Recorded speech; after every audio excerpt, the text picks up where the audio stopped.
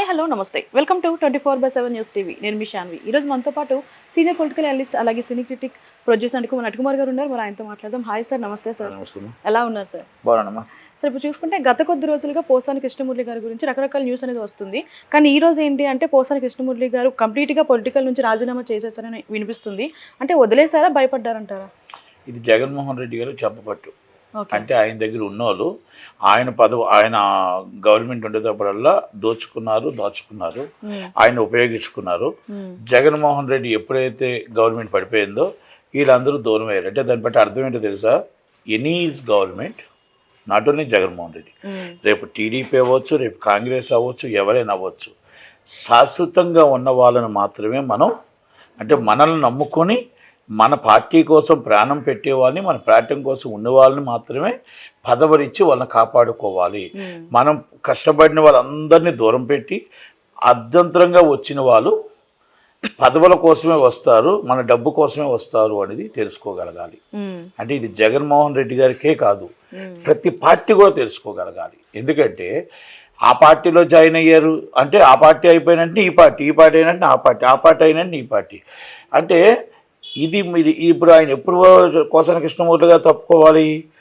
Government, Jaganmohan Reddy గారు government ఉన్నప్పుడే ఆలీ గారు కానీ ఈయన కానీ ఎవరైనా సరే మేబీ వాళ్ళు అప్పుడు ఎన్ని పదవులు వాళ్ళు ఇచ్చిన గవర్నమెంట్ పదవులని రాజీనామా చేసి వాసిరెడ్డి పద్మా గారు కానీ, బాబు జగన్మోహన్ రెడ్డి నీ పదవులు బాగలేవు, నీ ప్రవర్తన బాగులేదు, నీది కరెక్ట్ కాదు, అందుకే మేము రిజైన్ చేస్తామని చెప్పుకుంటుంటే హుందాతనంగా ఉండే పదవులు అనుభవించి ఆయన ఓడిపోయాడని తెలిసి ఆయనని మొత్తం టోటల్గా సైడ్ చేసి ఇప్పుడు వచ్చి శాశ్వతంగా నేను ఎప్పుడు ఏ పదవులకి వెళ్ళి నా భార్య బిడ్డలతో నేను ఉంటానంటే నిన్ను కాదని చెప్పరు. కానీ అంటే గతంలో మరి ఆ పార్టీలో ఉంటప్పుడు ఈ పార్టీలో ఇష్యూస్ బేస్డ్ ఎప్పుడైనా మాట్లాడారా? మరి తల్లిని తిట్టో, పవన్ కళ్యాణ్ గారు తల్లిని తిట్టో, పవన్ కళ్యాణ్ గారు భార్యను తిట్టో, వాళ్ళ పిల్లల్ని తిట్టో, మరి లోకేష్ బాబుని తిట్టో, మొత్తం టోటల్గా అందరినీ కూడా వ్యక్తిగతంగా నోటితో మాట్లాడలేని మాటలు మాట్లాడారు. అది ఎంత దాకా కరెక్ట్? అంటే ఆ పార్టీ గొప్ప కోసం, నీ పదవి కోసం, నీ డబ్బు కోసం, నువ్వు అమోహం కోసం వాళ్ళని ఇష్టం వచ్చినట్టు తిట్టావే. అక్కడ ఎప్పుడైతే గవర్నమెంట్ పోయిందో మళ్ళీ ఇక్కడికి వచ్చి మళ్ళీ నేను అన్ని రాజీనామా, ఇంకెప్పుడు ఎవరి జోలికి వెళ్ళను, రాజకీయం జోలికి వెళ్ళను. డబ్బు సంపాదించేసుకున్నా, ఒక 100 కోట్లు సంపాదించేసుకొని ఈరోజు అయిపోయిన తర్వాత ఏముంటుంది నీకు ఇంకా? అంటే దీన్ని హుందాతనం అంటారా, మారిటీస్ అంటారా? చెప్పండి ఒక్కసారి. జగన్మోహన్ రెడ్డి గారు కూడా తెలుసుకోగలగాలి. అలాగే నేను టీడీపీ పార్టీ వారు కానీ, కాంగ్రెస్ పార్టీ, ఎనీ పార్టీస్ మధ్యంతరంగా వచ్చిన వాళ్ళు మధ్యంతరం గెలిపోతారు. వాళ్ళు మనకు శాశ్వతంగా ఉంటారు. కష్టాల్లో ఉండేవాళ్ళు మనకు సపోర్ట్ చేసేవాళ్ళు కష్టాల్లో ఉంటారు. కానీ ఆ కష్టాల్లో ఉన్న వాళ్ళకి జెండా మొయ్యడమే అయిపోతుంది జీవితం తప్ప.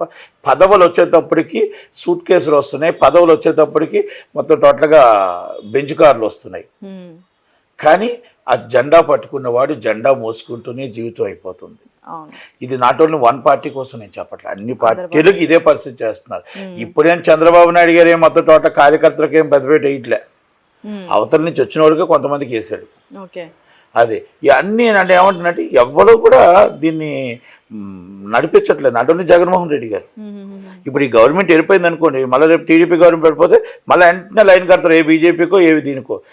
మారిటీస్ అంటూ ఉండాలి. ఆ పార్టీలో ఉండేటప్పుడు ఫలానా వ్యక్తి అక్రమం చేశాడు, అన్యాయం చేశాడు, అక్రమ సంపాదన చేశాడు, అక్రమంగా మరి దోచుకుంటున్నాడు జగన్మోహన్ రెడ్డి గారు అన్నప్పుడు ఆ వ్యక్తిని మనం ఎలా జాయిన్ చేసుకుంటాం? ఎవరినైనా సరే, నేను కూటమి సభ్యులు వచ్చారనుకోండి, వాళ్ళు ఏదైనా తప్పు చేస్తే వాళ్ళని ఎలా జాయిన్ చేసుకుంటాం? ఇప్పుడు మీరందరూ ఇలా సోషల్ మీడియాలో మొత్తం టోటల్గా చెప్పిన వాళ్ళందరినీ, వాళ్ళు ఇంతకుముందు మీరు అన్న వాళ్ళందరూ కూటమి సభ్యులందరినీ వాళ్ళు ఏర్పాటు జైల్లో పెట్టి చిత్రహింసలు పెట్టారు. మీరు యాజ్బర్లా మీరు కూడా అందరినీ చిత్రహింసలు పెట్టడానికి మొత్తం టోటల్గా ఆంధ్రప్రదేశ్లో ఎన్ని కేసులు ఉన్నా అన్ని కేసులు పెడుతున్నారు. నేనేమంటున్నానంటే చట్టం ఏం చెప్తుందో నాకైతే తెలియట్లేదు. కానీ ఒక వ్యక్తిని తప్పు జరిగింది, ఆ వ్యక్తి తప్పు చేశాడు, తప్పు సోషల్ మీడియాలో చేసిన వాడు ఎవరైనా తప్పే, అలాంటి వాడికి మొత్తం టోటల్గా ఆంధ్రప్రదేశ్లో అంతా అన్ని ఎఫ్ఐఆర్లు ఎలాగవుతాయి? ఆ ఎఫ్ఐఆర్ని ఎన్నో సుప్రీంకోర్టు కూడా కొట్టివేసింది. ఒకసారి యాజ్ పర్ లా పర్ఫెక్ట్గా కొంచెం చూసుకొని పెట్టాలి. రెండోది, వాళ్ళ మీద మీరు కక్ష, మీరు మీద వాళ్ళ కక్ష, ప్రజలకు ఎప్పుడు న్యాయం చేస్తారు? మొత్తం టోటల్గా ఐఏఎస్ ఐపీఎస్లు యూగోల్కి వెళ్తున్నారు. వాళ్ళు ప్రజల మీద ఈగోలు చూపిస్తున్నారు. దయచేసి ప్రజల మీద మీరు ఈగోలు చూపించారు. ప్రజలకు తెలియదు, ప్రజలు మాట్లాడలేరు, ప్రజలకు అవగాహన ఉండదు. కొంతమంది ఉంటారు, కొంతమంది అవగాహన ఉండదు. పెద్ద మనసు మీరు ఐఏఎస్ చదివారు, ఐపీఎస్ చదివారు, మీరు సెక్షన్లు చదివారు. దయచేసి వాళ్ళకి తెలియకపోతే బోధించండి. బోధించి రూపాయి బియ్యం అంటే విలువ ఏంటి, రేషన్ అంటే విలువ ఏంటి, మనకు రావాల్సిన భూములు ఏంటి, మనం రావాల్సిన భూములు గవర్నమెంట్ భూములు అన్యాక్రాంతం అయిపోతున్నాయా, ఎక్కడ అవుతున్నాయి, ఇది గవర్నమెంట్ భూములు మనం కట్టాలి, పంచాయతీకి పన్నులు ఏంటి, పంచాయతీకి ఎంత వస్తుంది, మన రాబడి ఏంటి, అవన్నీ కూడా IAS and IPS and IRS IFS అంటే ఇవన్నీ చూడవలసిన బాధ్యతలు చదువు మన తెలియని ప్రజలకు చెప్పవలసిన బాధ్యత ఉంది. వాళ్ళే ఈగో పెట్టుకొని వాళ్ళు మొత్తం టోటల్గా నువ్వు అక్కడ నువ్వు పై ఆఫీసర్ దగ్గరికి వెళ్ళావు కదా కంప్లైంట్కి, ఓకే నువ్వు నా దగ్గర రాకు. కొంతమంది ఐఏఎస్ అయ్యే చేస్తున్నారు. నువ్వు అక్కడికి వెళ్ళాక లోకేష్ గారి దగ్గరికి నో ఎంట్రీ, నువ్వు చంద్రబాబు నాయుడు దగ్గరికి వెళ్ళావా, ఓకే నో ఎంట్రీ.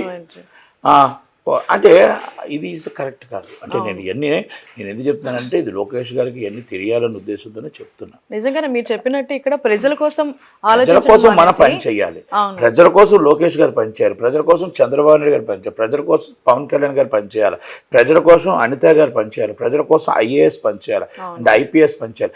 మీరు ఒక తప్పుని 100 తప్పులు తీసుకొచ్చి మీరు వాళ్ళని మళ్ళీ కోర్టు మెట్లు ఎక్కించి మళ్ళీ కోర్టు వారిని అధ్యయించి సార్ మాకు న్యాయం చేయండి అని అడిగే పరిస్థితికి తీసుకొచ్చి కోర్టులో so many cases government cases pending.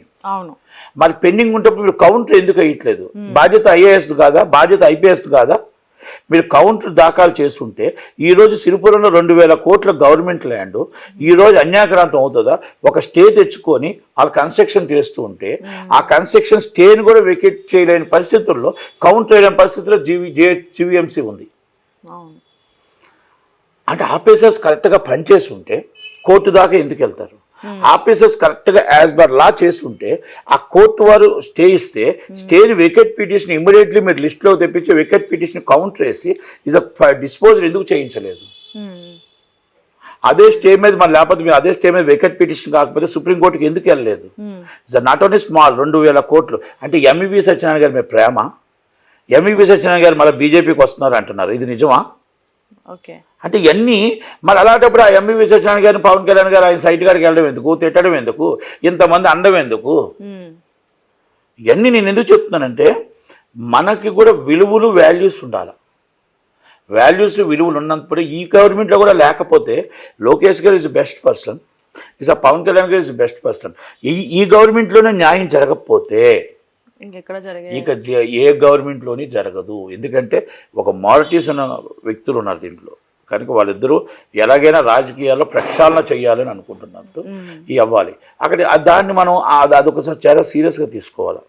కనుక ఇలాంటివన్నీ ఉన్నాయి. నేను జగన్మోహన్ రెడ్డి గారు ఈ విషయంలో ఎందుకు చెప్పుకొచ్చానంటే జగన్మోహన్ రెడ్డి గారు కూడా తెలుసుకోవాలి. మీరు ఎఫ్డీసీ చైర్మన్ ఎందుకు ఇచ్చారు? టీడీపీ వాళ్ళని తిట్టమని. మీరు సంస్కృత ఎలక్ట్రానిక్ చైర్మన్ ఎందుకు ఇచ్చారు? మీడియా చైర్మన్ ఎవరికి? టీడీపీని తిట్టమని ఆలీ గారికి.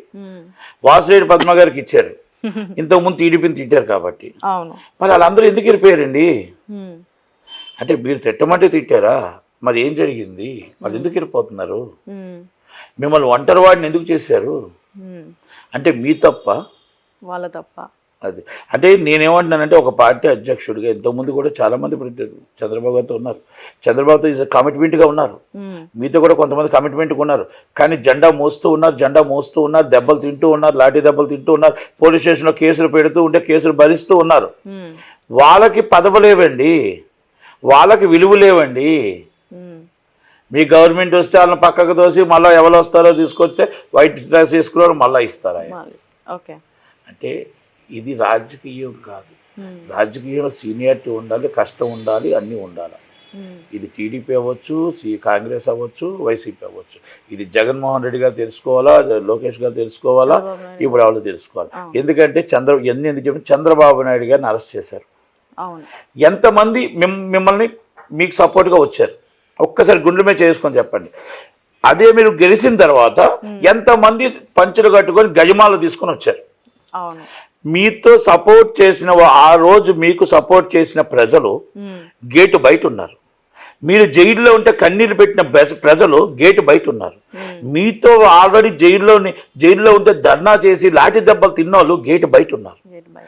కానీ ఆ రోజు దాగోని ఆ రోజు మీరంటే జగన్మోహన్ రెడ్డి గారు ఏమైనా జైల్లో వేసేస్తారేమో, జగన్మోహన్ రెడ్డి తిడతారేమో అని భయపడుతూ కొంతమంది పెద్దలు ఈరోజు మీ పక్కన కూర్చుంటున్నారు, మీ పక్కన బొకే ఇస్తున్నారు, మీ పక్కన వచ్చి ఆ మొత్తం టోటల్గా పనులు చేయించుకుంటున్నారు. Is that right? అంటే ఇది కరెక్టా? కాదు. మరి చంద్రబాబు నాయుడు గారు ఆలోచించాలి కదా. భువనేశ్వరమ్మ గారు అక్కడ ఉంటే అయ్యో అని చెప్పి కన్నీరు పెట్టిన ఆడబిడ్డలు బయట ఉన్నారు.